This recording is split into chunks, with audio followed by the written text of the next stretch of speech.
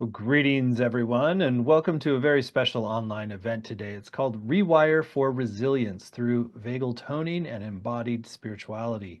Restore your nervous system for clarity, vitality, and emotional balance. My name is Stephen Dinan. I'm the founder and president of the Shift Network, and I'm really blessed to be with you here because I also, probably like you, have been very affected by the tumult, the chaos in the collective right now, and it is a good time to come back to ourselves, to really focus on the resilience and inner resourcing that allows us to show up in a way that's most helpful for the world and also more enjoyable to be in our own bodies. So we're going to get to explore how to do this with one of the real leaders in this field. Her name is Dr. Arielle Schwartz. She's a psychologist, author, yoga teacher, and founder of Resilience-Informed Therapy. She's taught many programs for Shift. We actually have a brand new one coming up with her all about rewiring for resilience that we'll share more about towards the end of the hour.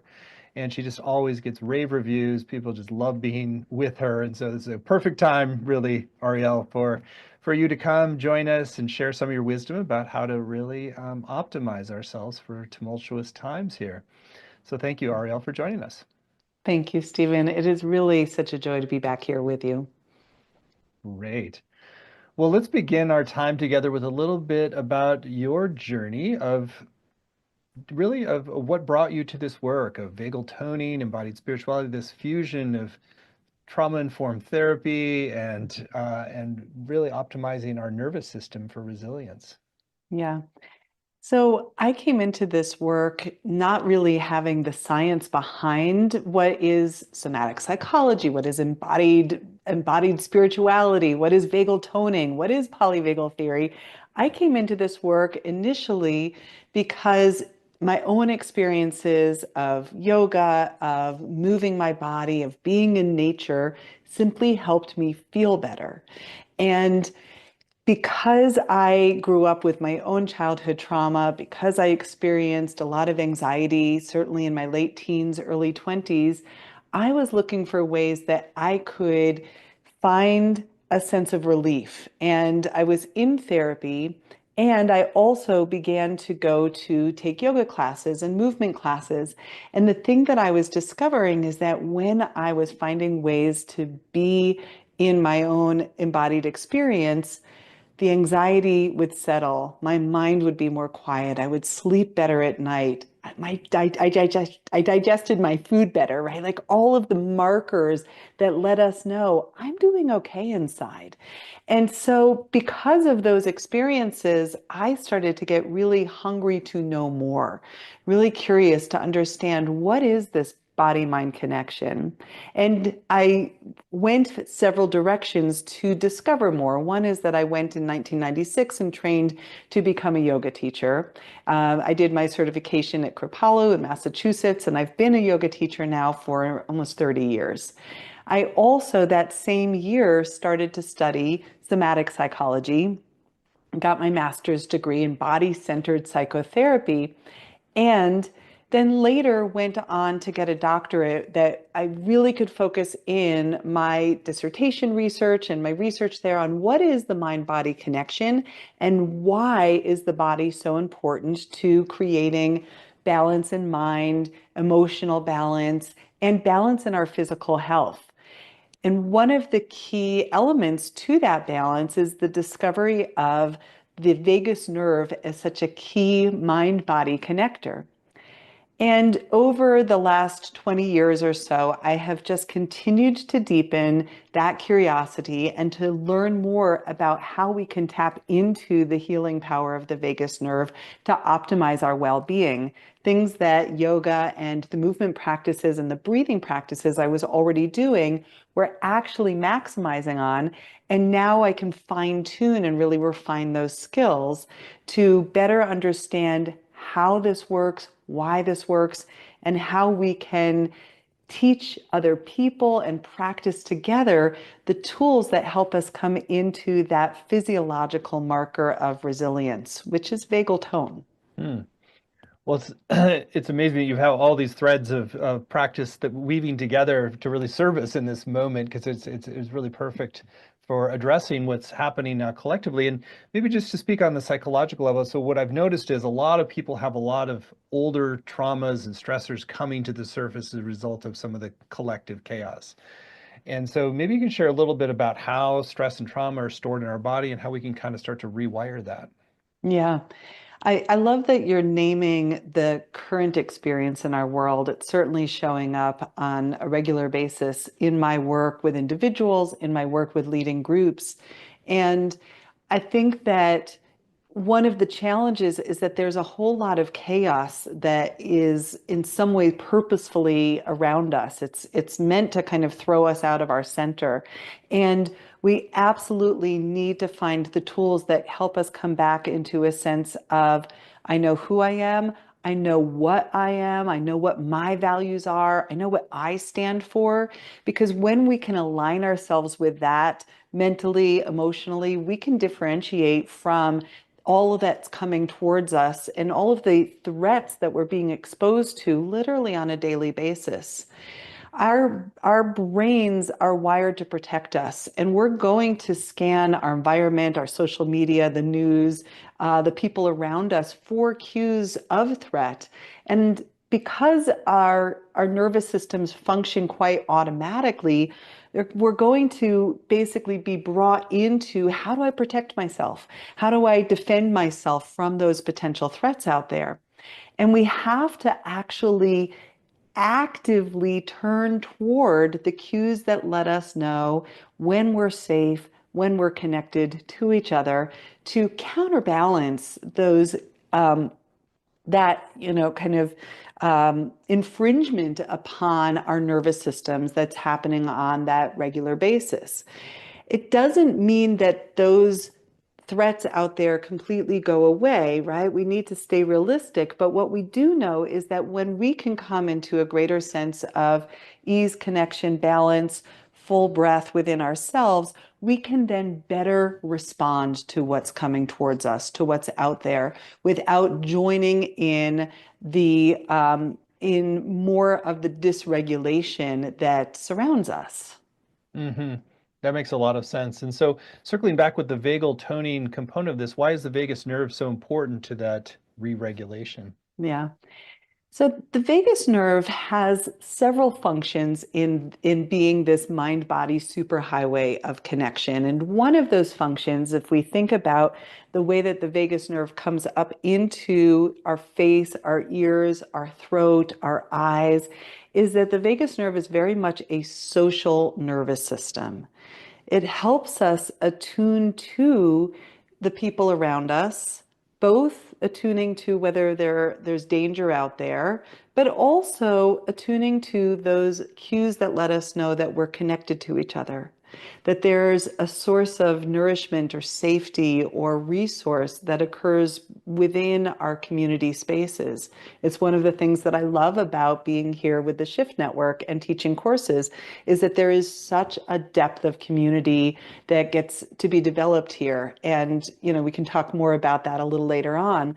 Like we But kind of have because like a collective vagal entrainment or something that is happening. Exactly. That's exactly what happens, Stephen. There is this way in which, and it's amazing to me how well it works, even through technology, even over Zoom, right?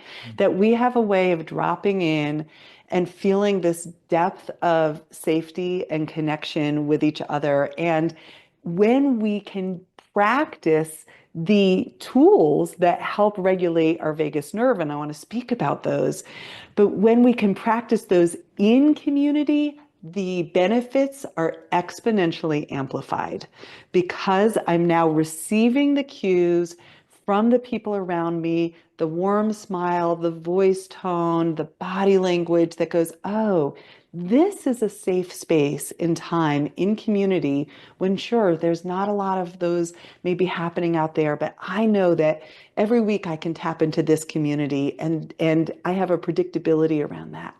Mm. Then on top of that safe community space, we can also add in practices of breath, gentle movement, body awareness, the vagal toning practices that work with the vagus nerve to help us wire in a felt experience of okayness, easefulness, safety, relaxation. And those dovetail that community connection and the practices that I can do, that I can take on my own, that I can do before I go to bed at night, so that I can hopefully sleep better. I know you told me that you're actually sleep like a baby, even in times like this, which is remarkable testament to this practices. So maybe share a little bit more about just sort of how you're working with the breath and the vagus nerve and kind of embodiment practices. Mm. I know you're going to do a demonstration later, but like just a little bit about like, are you weaving that in multiple times during the day, or is it sort of like doing one deeper practice, like Yeah. it combines all these elements, is kind of do a deeper reset? Yeah, it's a lovely question. In fact, it's a question I get a lot of, Arielle, what are your daily practices? So for me personally, I love to have a longer, earlier practice in the day, the kind of waking up and having a way through meditation, through yoga, through movement, through even exercise of ways to basically prepare my nervous system to handle the challenges that are out there. And then on top of that, or within that, to have the small little snacks, I'll call them nervous system snacks, that we can tap back into throughout the day. And honestly, some of these are so simple, so easy to integrate that we can do these without anyone around us even knowing that we're toning our vagus nerve. It's like a little, a little quiet practice, right? And the next thing you know, we're regulating our own nervous system, right? By how we're breathing, by certain points of contact that we might make with the face, the ear, the neck, and little bits of self-applied touch and massage, subtle changes in how we're carrying ourselves through the world, gentle humming practices with your own voice. And as we do this, we realize that actually I can weave these into every hour of my day, multiple times in every hour of my day. A lot of the research that came about in terms of the value of vagus nerve stimulation for emotional, physical, mental health came from the research on bioelectronic devices. Initially, these were surgically implanted devices, kind of like a pacemaker, that create this kind of electrical stimulation of the vagus nerve. And these devices were being used to treat epilepsy, rheumatoid arthritis, migraine headaches, depression, anxiety, and PTSD symptoms. And they're profoundly effective. And what has evolved in that science of bioelectronic medicine is that these devices can also be used transcutaneously, meaning that because the vagus nerve sits only about a quarter of a centimeter below the surface of your skin in certain areas of your body, you can stimulate the vagus nerve through the skin by using these devices. Let's take it one step further. We all have free vagus nerve stimulation devices right here, right? And that when we can actually work to stimulate those same areas through self-applied touch, that becomes really accessible. You don't have to charge a battery, right? You don't have to purchase anything. It is right here and it goes with you everywhere. And it's really easy. And in fact, it feels pleasurable. It feels good. The other apparatus that tones your vagus nerve is your breath. It's your respiratory system. And once you understand the connection, the science, and it's simple yet profound between breath and vagal tone, you are equipped to be in the driver's seat of your nervous system. So you're no longer feeling pulled around by anxiety or by fatigue. You actually can upregulate or downregulate your nervous system at will, again, helping you feel the energy you need to meet the day and to downregulate so that I can meditate and actually receive the restorative benefits of that. I can rest in stillness. I can sleep at night. I can digest my food. Love it. I particularly love the reframing of practices as snacks during the day, partially because it's just practices sound serious and meant to let snack. Oh, I've got a little snack. That's it's kind of playfulness about it that I really enjoyed. Kind of so talking about these, the deeper practice and then the snacks during the day. It's like the touch. I like, and I also like the reclamation of our own healing capacity with our hands rather than needing a device externally.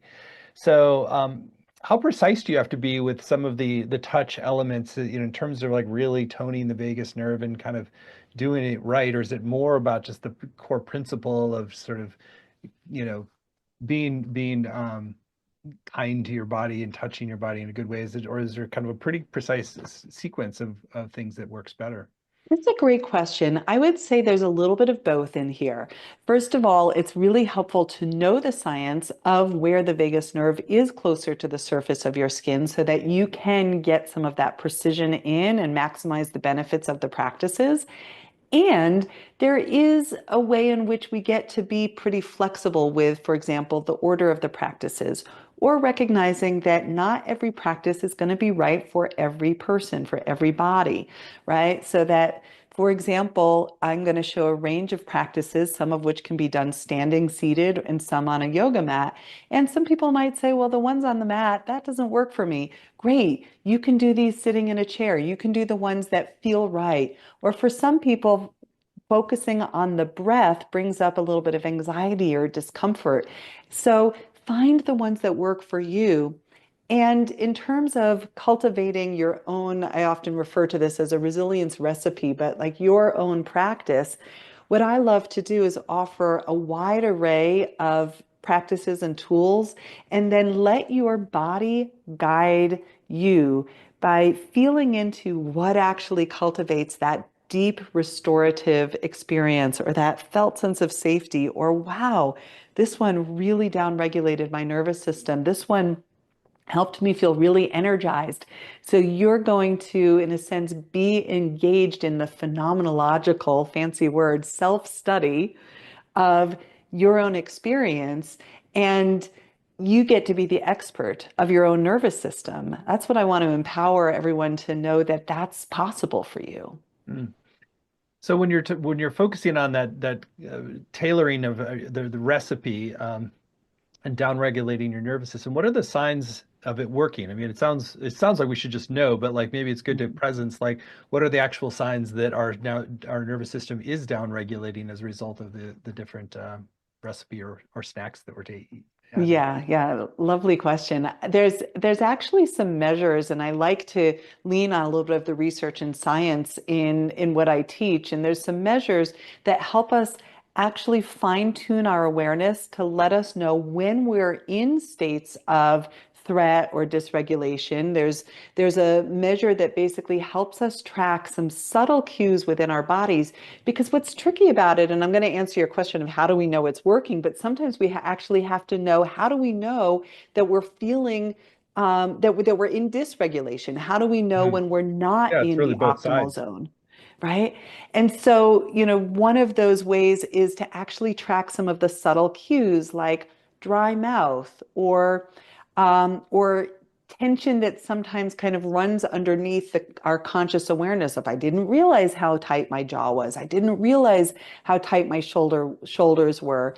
Difficulty eating and talking at the same time, difficulty breathing and talking at the same time. And these might be experiences that we have within our own bodies, but because they are essentially who we are, we just think it's normal, right? And normal is a funny word, but we just think everyone must feel this way. And when we can actually start to fine tune, oh, wow, that digestive disturbance or that bloating that I have after every meal, that's actually a sign that my body's in a stress response. So now let's go to the other side of this. How do we know that this is working? Because some of those symptoms that maybe we just thought was baseline, I just thought that's who I am, that's what it is to be human. Maybe I start to realize that actually those start to go away. I'm digesting better. I'm resting better. My mind isn't running to worst case scenario thinking. I feel more easeful in my body. I recognize the choices that I have on a moment to moment basis. And therefore, I feel a little bit more in control. And maybe one of my favorite markers of nervous system health is I feel more connected. I Hmm. feel more connected to myself. I feel more whole. I feel more integrated. I feel more connected to the world around me. I feel more compassion, more empathy, more warmth towards other people. And as a result, my relationships improve. That's a really great cues about how to interpret. I wonder if there's anything you want to say about just how to titrate exposure to some of the chaos of the world. So there's a certain amount of like staying engaged and informed and active that I think many of us feel is necessary with like noticing when you start to kind of dysregulate yourself as a result of that, and you need to kind of create some oasis time away. Yeah. There's a question that I often like to ask, which is simply, how much can I handle? How Hmm. much can I handle right now? It's not so much about how much exposure. Generally, I would recommend 1 hour, 2 hours, right? 15 minutes. It's for you as you study yourself, how much of the news can I read, or the doom scrolling, right? How much can I take in about the world that allows me to digest that experience, integrate it in a way that becomes usable, right? In a way that I can respond to that bit of information in a way that brings me into agency, into empowerment in the world, right? If we're taking in so much that we feel overwhelmed, shut down, not able to take action, that's a really good sign that we've overexposed ourselves to the threats, to the media, to the news. So, really coming back to this question of how much can I handle? And for some of us, that might be the headlines. 5 minutes of looking at the headlines a day, and that's all that my nervous system can actually take in and allow me to be a positive force in the world. For some of us, it might be I'm going to read in depth 3 articles a day so that I'm staying informed, right? There's many ways to stay informed in our world. For some of us, it might be I can take in the news, but I can't do anything visual because those visual imprints are what stay with me in really disturbing ways. So we can also titrate what kind of news are we exposing ourselves to. Hmm. Super helpful. Do you want to bring in some of the other work you do with movement and embodiment practices, sort of like bringing in how you move your body to kind of free up and restore and realign? Yeah. So, my background, as I've mentioned, is I've been a yoga teacher for just about 30 years. I started teaching actually just before I did my teacher training in 1994.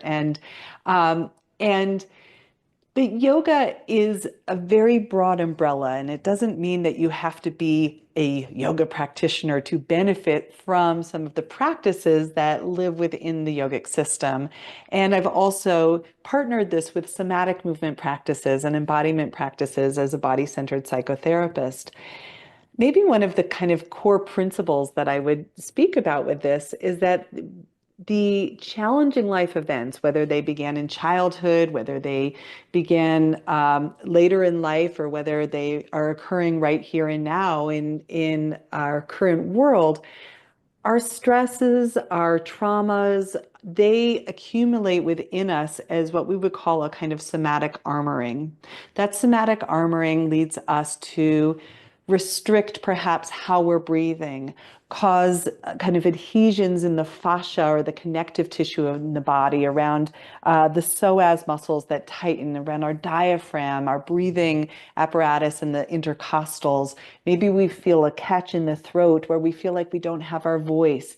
Maybe we feel like we can't fully take action in the world because we have memories of times in which taking up space or having our voice got us in trouble in some way or had some negative association to it.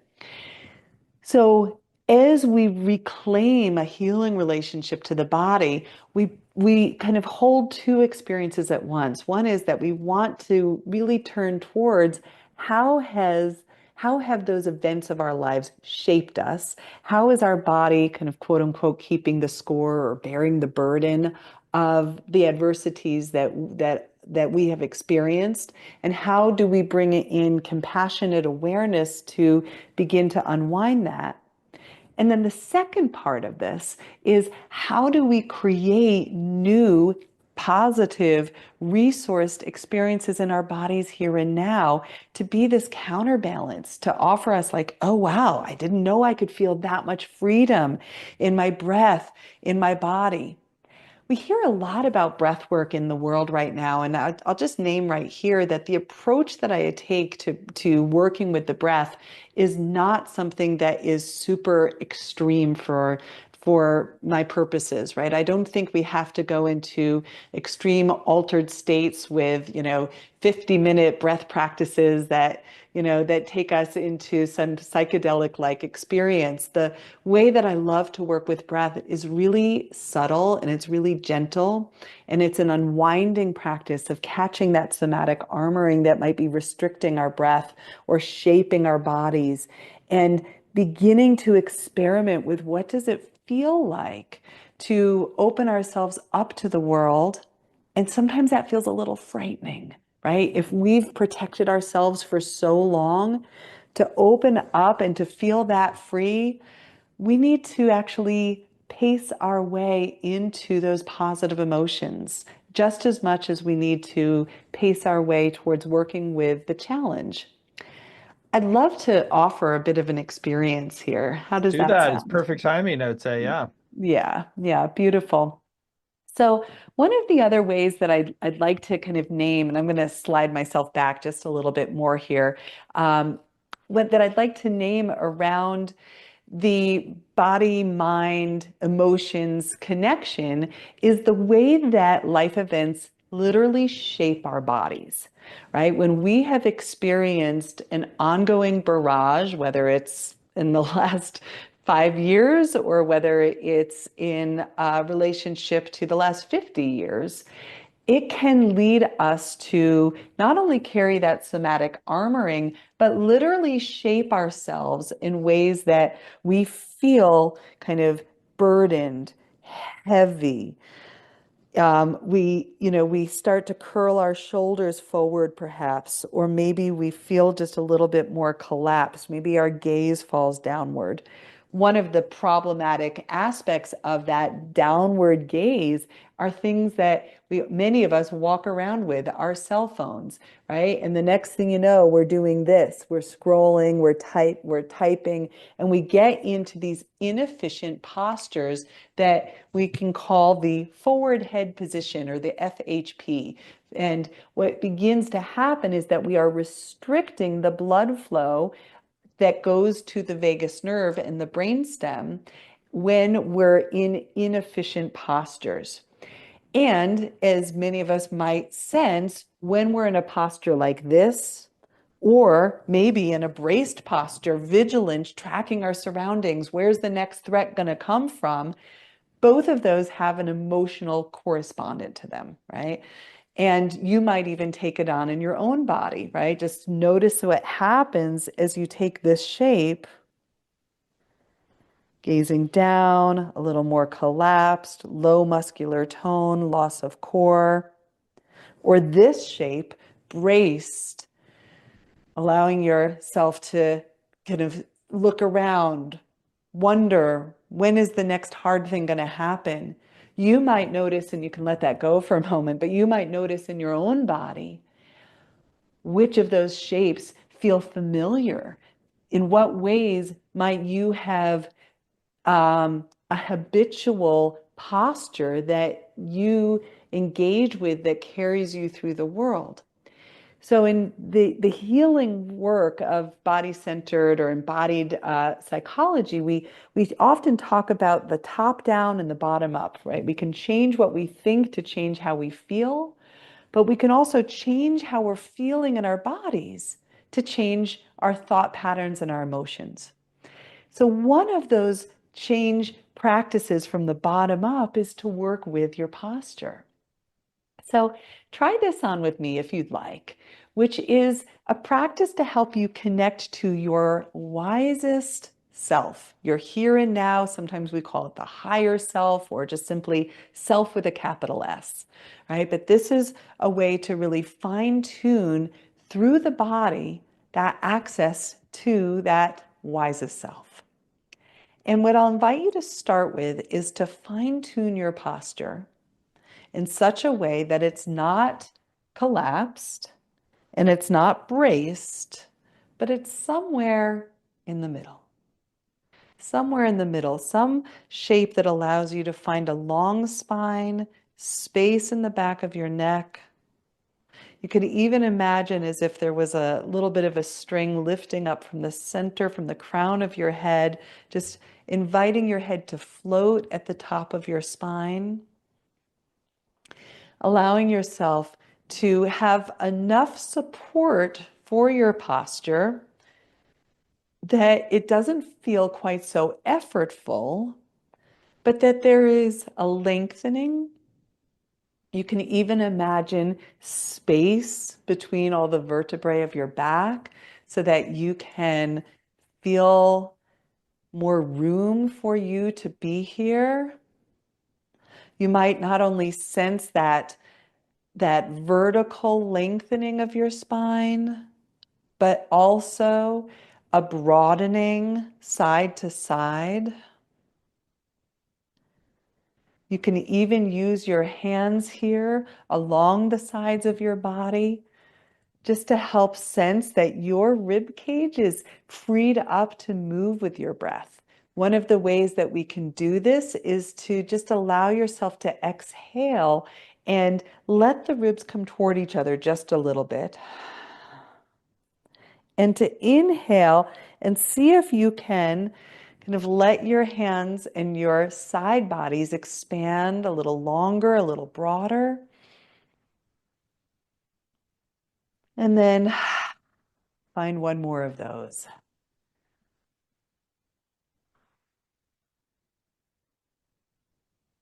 And as you find this length vertically and this broadness horizontally, begin to notice, how does it feel inside? Perhaps a sense of carrying yourself with dignity. Perhaps there's a quality of giving yourself the gift of belonging. When we have experienced in the world events that lead to a loss of dignity or a loss of belonging, you might even notice how your body would be shaped by those experiences. And then reclaim back into long spine, broad body, your own right to be here. Perhaps sensing the subtle or not so subtle movement of your breath that begins to uplift you from the inside. Perhaps sensing that you get to take up space, that who you are is welcome here and needed here. Another layer as we work with your social engagement system, the upper pathway of the vagus nerve, is to bring in the feeling of your face. And you might even use your hands for this, just allowing yourself to tune in to the muscles around your eyes, around your jaw, your mouth. Sometimes when we're bringing in the feeling of the face, the first place we want to go is just acknowledge, oh man, it's been hard. It's been hard. I can feel that tension around my forehead, around my eyes, trying to make sense of it all. I can feel that gripping in my jaw or around the muscles of my face. Trying to process it all. It's too much to chew. I don't even know what I can swallow or not, right? Just allowing yourself to acknowledge what is, because one thing that the vagus nerve loves is congruence. Congruence means that you are acknowledging the truth of what is. And with that acknowledgement, you might also bring in what we'll call the face of self-compassion. The warmth, a gentle, warm, loving gaze, as if you were to gaze towards another with the most loving eyes. And what we're cueing into is that felt sense that when you bring those loving eyes from your face out towards the world, you are also cueing back to your nervous system. There's enough safety, enough connection, enough kindness and warmth for me here. You might bring in just a soft smile. It doesn't have to be dramatic. And it doesn't have to be something that you're even energetically efforting out there. It's like, how could you bring in the softest, warmest eyes and smile for your very own self? And again, to self-study, to notice how do these subtle changes in your posture, in your breath, in your face, begin to cultivate a little bit of warmth or generosity inside, and even bringing you to your heart center, maybe placing one or both hands over your heart, connecting not only to your physical heart, which actually is a very central part of this whole journey of regulation, but also to the qualities that your heart represents: kindness, love, warmth, and generosity. Offering the most gentle experience of loving kindness to yourself, knowing that that often serves as the root system for the compassion that we can bring to the world. And some of what I'm guiding here might be easily accessible, and some might feel far away. And there's no right or wrong experience. There's no right or wrong experiment, right? If you notice that it's hard to connect to something, that's information from your body. And we get to include that as well. One more layer to this embodied exploration is to connect right here to the center of your belly. Sometimes in the martial arts traditions or in the Qigong tradition, this is referred to as the Dantian. It's considered to be a center of inner strength. In our embodied psychology frame, we can think of the gut as a source of intrinsic wisdom. The gut has a very clear voice. I like this, and I don't like that so much. That doesn't feel nourishing. This feels good. Allowing yourself to connect to your gut belly wisdom and the source of stability helps you to navigate decisions in the world and helps you from being pulled out of balance by people or situations in your life. One of the ways that you might tap into this is through some movement of the belly with the breath.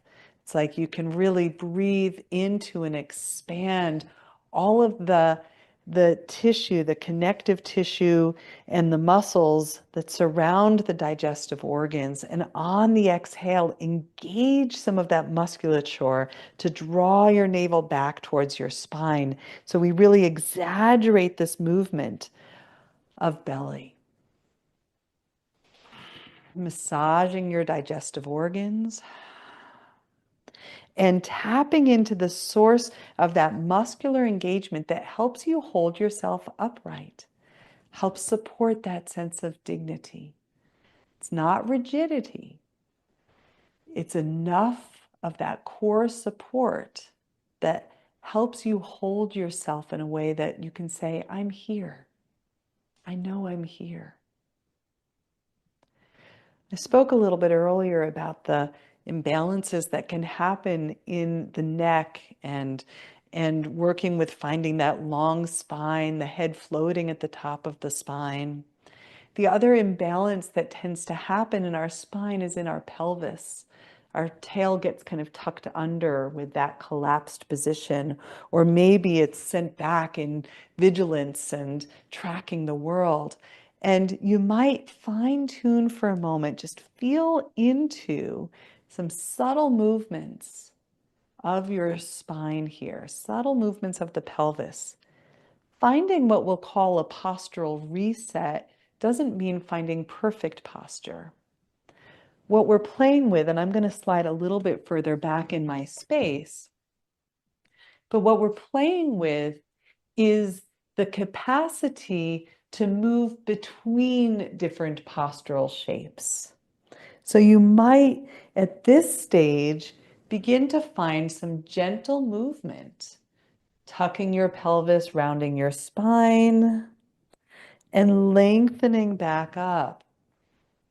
And what's amazing about our spine is that it's a mirror of your nervous system. We have two primary branches, our parasympathetic nervous system and our sympathetic nervous system. Our breath mirrors that, our posture mirrors that. And when we move breath, posture together, we're cultivating a profound degree of nervous system flexibility. We don't want to be in the sympathetic system all the time because we'll get stuck in vigilance, anxiety.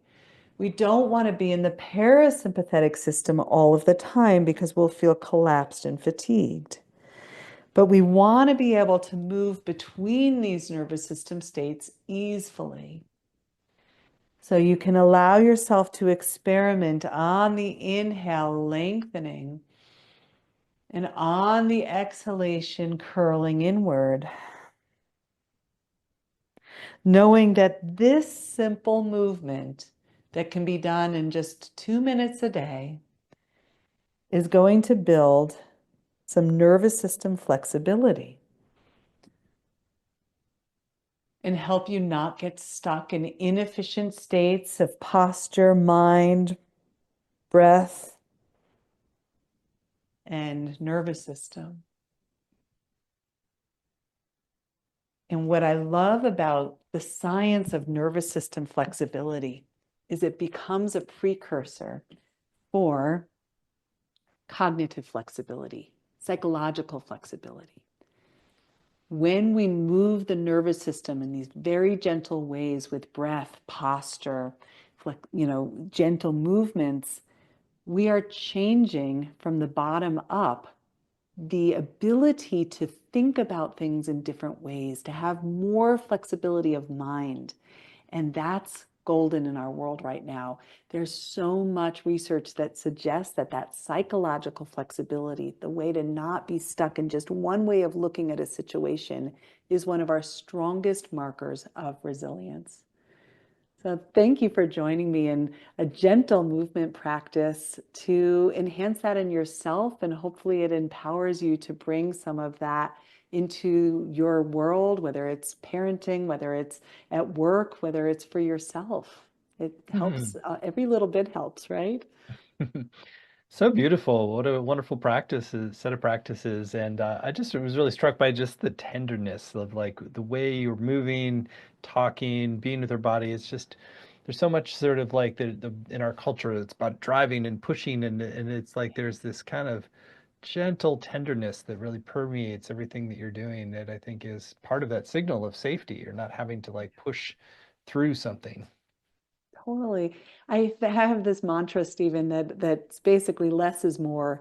It's something I have really worked to incorporate into my own life, that I think so often when we think about like entering onto a healing path that we have to do more. And then the idea of having to do more feels exhausting.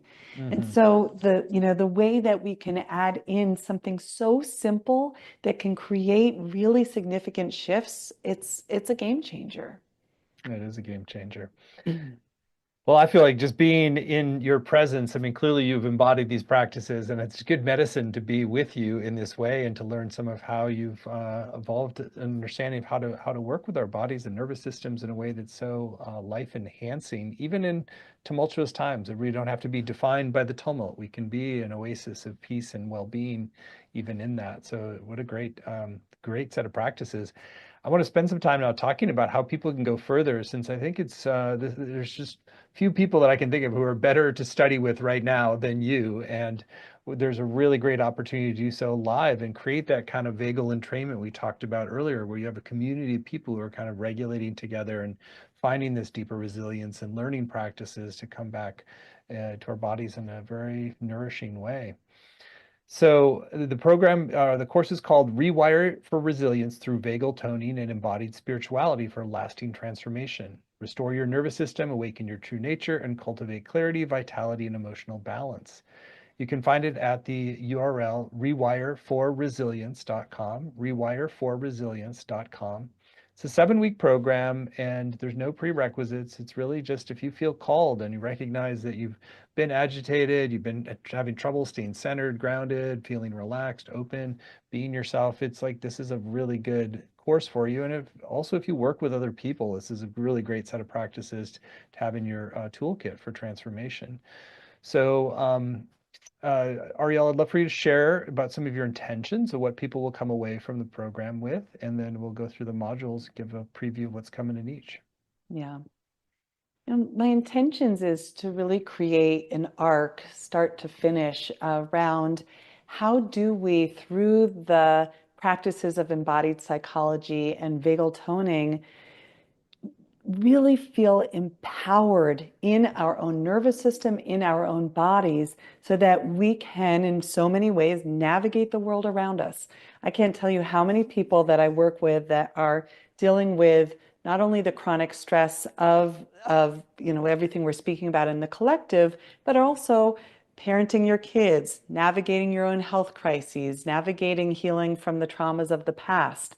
And what I love about creating this program is that there's a container. We might know what we think we should do to heal, but sometimes it's really hard to get ourselves to do those things on our own. And so having a place that you can show up every week, same place, same time, and really be supported within that community space to do the practices, even if you have to catch it via recording or you watch that recording every day between the sessions as that support, it's going to help hold you. And as someone who my work is so much focused on trauma recovery, especially chronic repeated exposure to trauma or complex PTSD, and more, what I've learned is that the practices that help rewire our resilience are probably 50 to 80% of the healing process. And so often trauma recovery focuses on how do I get to that memory and how do I heal the past? But we forget about the necessity to create that stabilization in the here and now. And so that's really the purpose of this course, is to really enhance that well-being on a day-to-day basis. Great. So module 1 is called Body-Centered Psychotherapies to Awaken to Your True Nature and Embodied Wisdom. Yeah. So I mentioned already a bit about the body armoring and the way that we can accumulate the layers of experience that basically block us from the deepest knowing of our true self, or what we might even call a core of goodness that lives inside of each of us. And when we have been living inside of inefficient breathing patterns or guarded somatic shaping of our body, and ways of thinking that correspond to that nervous system state and that embodied state, we lose touch with our intrinsic wisest self. So we had a little taste of a practice that we will go much deeper into within that first module to help find greater sense of ease in your body. Module 2, Vagal Toning to Regulate Your Nervous System for a Balanced Body and Mind. Yeah. Uh, I love these practices. These are where I get to teach you some of my daily practices. And if you've already practiced some of these with me before, we get to do them together again. I honestly feel like there is never too much of this that we can do, right? Like there's always room for more time to practice, more to learn about how to bring in more aliveness and how to downregulate to reduce anxiety and rest better. And we're going to go into all of those specific points where the vagus nerve comes close to the surface of your skin and practice together how to enhance that resilience. Module 3, postural resets and therapeutic yoga for more restorative sleep and reduce pain and inflammation. Yeah. So this is going to really tie into today as well. So we spoke about the the common postural imbalances in the cervical spine and in the lumbar spine around the sacrum, the pelvis. And so we're going to actually build on this and work with some very specific practices to help reset the posture so that we can enhance that vagal efficiency through the body. It helps with pain, it helps with inflammation. So there's a whole lot of physical well-being that comes out of those practices. Module 4, access your internal compass to guide your decision making through somatic awareness. Yeah. So this practice is going to be a lot more about coming into your gut belly wisdom. I think of the digestive system as this profoundly intelligent inner inner guidance system. You can even think about it as the ways in which we've all probably had some kind of gut knowing at some point or another, and maybe even memories of times in which my gut was saying, I don't think that's good for me, but we overrode our gut and the consequences of that. There's some lovely research about the power of listening to the body as providing a kind of like conscience, right? It helps with our decision making. It helps with our relationships. It helps with our sense of self and our empathy for others. And I'll teach you all about the science of that gut belly wisdom. Module 5, energy alignment and spiritual practices to create a felt sense of freedom in your body, mind, and spirit. Yeah. This module gets kind of fun for me. It's about looking at the connection between the vagus nerve and the chakra system. So, our chakra system, which is something that is often talked about in the yogic traditions, is the energy centers that live along the spine. And we can start to look at some of the science that actually supports that ancient yogic wisdom, looking at how the chakra system is associated with certain clusters of nerves and clusters of endocrine system glands that work together to create this neuroendocrine experience. And one of the key ways that we work with the chakra system or our energy alignment is through the breath. So we're going to work with some conscious breathing practices to create greater alignment through the energy body, the mental body, emotional body, and so forth.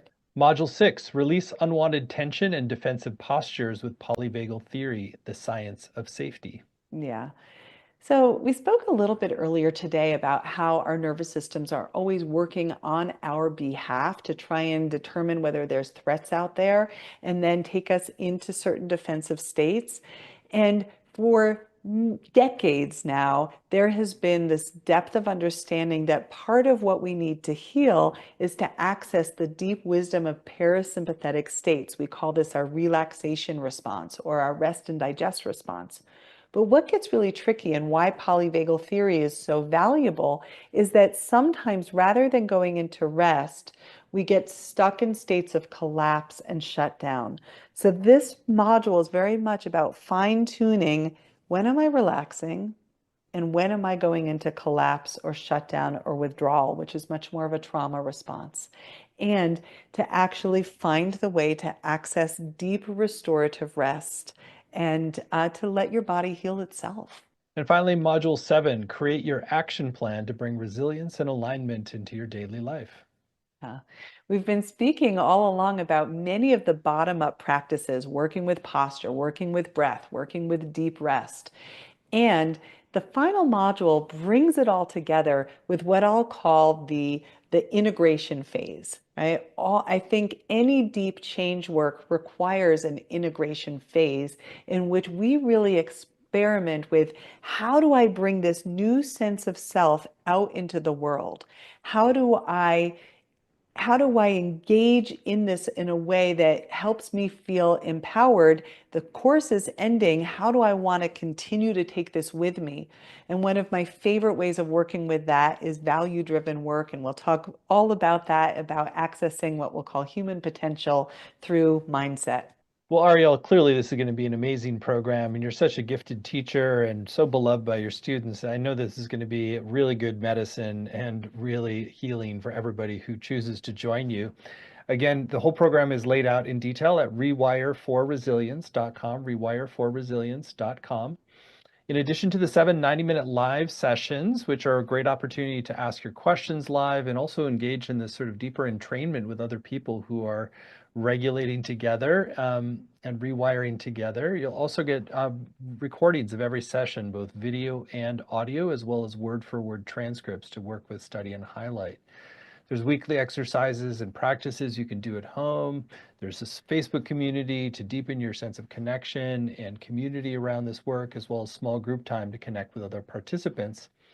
And on the page, you'll also see a number of extra bonuses that Arielle has added to help enhance your journey. There's a digital guide called Therapeutic Yoga for Trauma Recovery. It's a book chapter. Arielle, you want to share a little bit about that digital guide?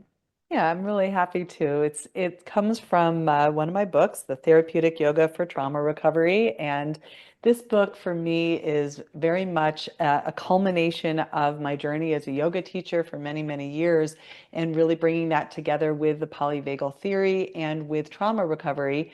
And even the amount of the book that we've offered here as a free downloadable PDF for you is going to start you on such a fantastic journey of self-study, of getting to know your nervous system, and some simple practices that will help you both feel empowered and also access some of that state of rest.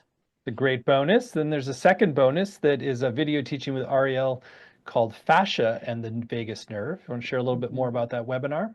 Yeah. So I've been teaching for quite a while around the connection between the connective tissue or the fascia, and you get to learn all about the science of that. It dovetails so beautifully with this course because we're going to be really exploring some of that connective tissue and the value of understanding the way that fascia can get blocked by trauma or stress and how to unwind that. Beautiful extra bonus. And there's a third bonus that you get if you sign up by midnight tonight Pacific time. And this is a full video teaching with Arielle called Move Your Body, Heal Legacy Trauma, and Enhance Your Resilience. It's an area we haven't talked as much about today, but it's definitely a lot of interest in legacy trauma, ancestral trauma. So let's hear a little bit more about that video teaching, which is the special bonus for today. Yeah. You said something earlier, Stephen, that's so relevant to this bonus, which is the way that the current collective trauma environment is really leading people to confront a lot of historical traumas. And I think of this as kind of a trifecta, that we might have our own personal developmental trauma, but that intersects with where we might have had generational trauma or legacy trauma, the unfinished business of our own family in ancestry of the past that's showing up because what's happening in the collective right now is mirroring those events that our ancestors have been through before. And then we have the collective trauma. So we can think of these three as intersecting. And that bonus that really I'm so glad is coming back around is an excellent teaching on understanding legacy and transgenerational traumas and subtle ways that you might notice that that's showing up for you and tools of how to work with it. What a great extra reason to sign up today to get Move Your Body, Heal Legacy Trauma, and Enhance Your Resilience as Arielle's special bonus video teaching. Well, clearly, this is going to be good medicine on every level. And Arielle, you're such a gifted teacher, and you really just emanate that which you teach. So it's going to be really great if you choose to move forward. Again, it's all at rewireforresilience.com. A few other things about it. We've kept the investment very accessible. It's just 3 payments of $128, or you save 10% when you pay in full with one payment of $349. The course is going to start June 17th and run Tuesdays at 1 Pacific, 4 Eastern. Even if you can't make the live times, you can still get the full value with the recordings, the transcripts, and the community as well. There's some beautiful testimonials from people who have studied with Arielle and shift programs. There's just great accolades on every front. So you're really in really good hands, and you will have a very powerful and supportive journey, I am quite sure. So again, it's all at rewireforresilience.com, and you'll get that special bonus when you sign up by midnight tonight, which is Move Your Body, Heal Legacy Trauma, and Enhance Your Resilience. So Arielle, I have to say I feel so much more calm and relaxed just being with you for this last hour, and thank you for your wisdom and your practices. Anything still on your heart you want to share with folks who are considering doing the full course with you? Yeah, I love being here with Shift Network. And I think what you just shared, Stephen, is kind of what my biggest hope is that I know that the times that I spend in those classes, I come away feeling more connected to a sense of community. There's this phrase that we use with polyvagal and vagus nerve healing, which is co-regulation, that there's this time and space when we get to basically be together and our nervous systems, as you said, kind of entrain to each other and regulate together. And because it's a very highly interactive experience, there is lots of opportunity for that, lots of opportunity to really fine tune how do these practices land in your body and what do you need to really maximize on them. And I love to be able to have that time with Q&A and to really help you know yourself and heal yourself. Beautiful. Well, we certainly love those intentions and align with them. So thank you for being a vehicle for healing and upliftment for so many. And thank you all for joining. And if you'd like to go further with Arielle into her new program, you can do so at rewireforresilience.com, and you get that special bonus when you sign up at midnight tonight. So thank you so much. Many blessings. Thank you.